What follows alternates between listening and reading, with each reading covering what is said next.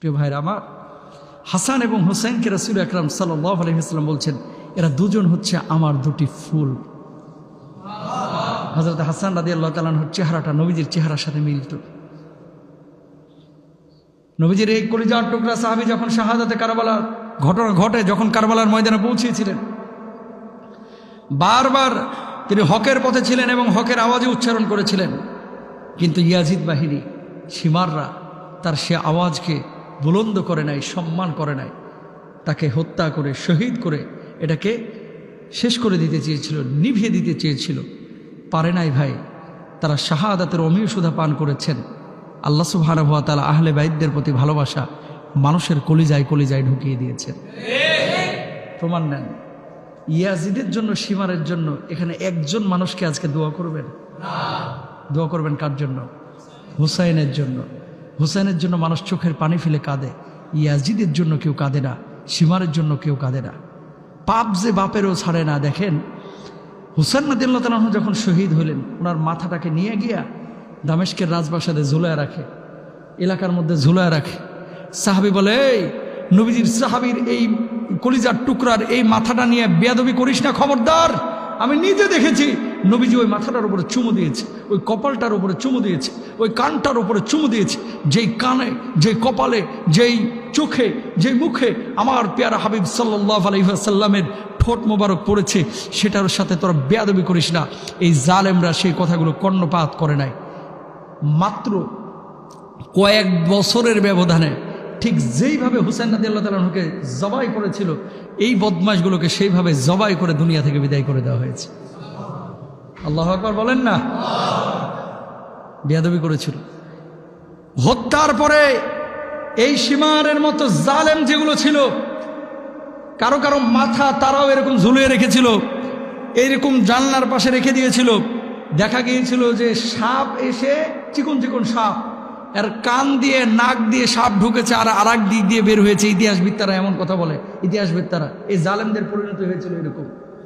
হুসাইন রাদিয়াল্লাহু তাআলা আনহুকে আল্লাহ সুবহানাহু ওয়া তাআলা জান্নাতে তো দাখিল করবেনই, যেহেতু শহীদ হয়েছেন। আল্লাহর নবী সাল্লাল্লাহু আলাইহি ওয়াসাল্লাম বলছেন, আল হাসানু ওয়াল হুসাইনু সাইয়্যিদা শাবাবি আহলিল জান্নাহ। আমার হাসান এবং হুসাইন জান্নাতে যুবকদের সর্দার হবে। পেয়ারা হাবিব সাল্লাল্লাহু আলাইহি ওয়াসাল্লাম এত ভালোবাসতেন, অথচ এই হাসান হুসাইনকে যারা শহীদ করেছে, এরা আসলেই প্রশংসা পাওয়া তো দূরের কথা, দোয়া পাওয়া তো দূরের কথা, এদেরকে ধিক শতধিক থুতু নিক্ষেপ করার যোগ্য এরা, ঠিক কিনা? প্রিয় হাবিব সাল্লাল্লাহু আলাইহি ওয়াসাল্লামের প্রিয় নাতি হযরত হুসাইন রাদিয়াল্লাহু তাআলা আনহুকে আল্লাহ সুবহানাহু ওয়া তাআলা শাহাদাতে উঁচু মাকাম দান করুন। সবাই বলেন আমিন। তাহলে আহলে বাইত বা নবী পরিবারের সদস্যদের প্রতি আমাদের ভালোবাসা হবে তাদের আদর্শকে নিজেদের জীবনে বাস্তবায়ন করার মাধ্যমে। তাদের আদর্শকে নিজেদের জীবনে বাস্তবায়ন করতে পারলে ইনশাআল্লাহ তাআলা আল্লাহ তাআলা খুশি হবেন। এবং নবী আম্বিয়া আলাইহিমুসসালাতু ওয়াসসালামের রেখে যাওয়া এই যে দুইটা ফুল, যারা মানুষ, এদেরকে যারা হত্যা করলো, এরা কি অমুসলিম ছিল মনে করতেছেন? এরা ছিল মুসলমান। যারা মেরেছে তারা কি ছিল? মুসলমান।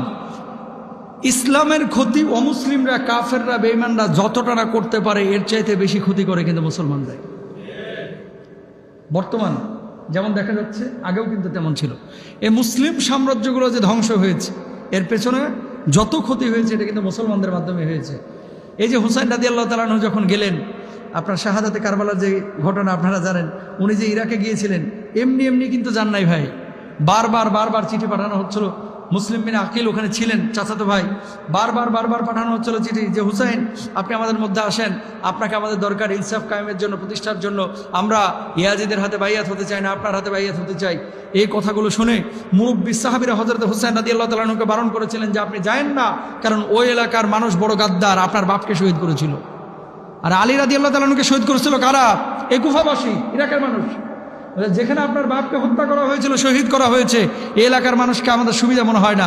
বুড়া সাহাবী তখন মদিনায়, তারা রাস্তায় আটকে দিয়েছিল হুসাইন রাদিয়াল্লাহু তাআলা আনহুকে যে আপনি আমাদের নবী পরিবারের সদস্য, আহলে বাইতদের উল্লেখযোগ্য একজন মানুষ, আপনার কলিজা, আপনি নবীজির কলিজার টুকরা, আমরা আপনাকে যেতে দিব না। হুসাইন রাদিয়াল্লাহু তাআলা আনহু তারপরও গিয়েছিলেন। আসলে এভাবেই তকদির লেখা ছিল। যাওয়ার পরে ঠিকই তারা ওই যারা চিঠি লিখেছিল এরা আর নাই, এরা নাই।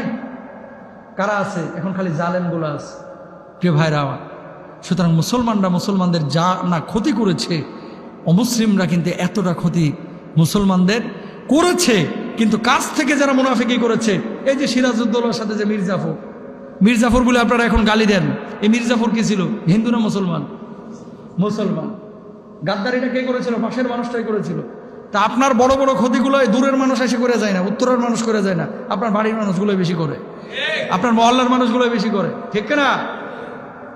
এই জন্য হুসাইন রাদিয়াল্লাহু তাআলা আনহু যাওয়ার পর আর কাউকে পাওয়া গেল না। এরকম গাদ্দারি মানসিকতা আমাদের পরিহার করতে হবে ইনশাআল্লাহ, বলেন।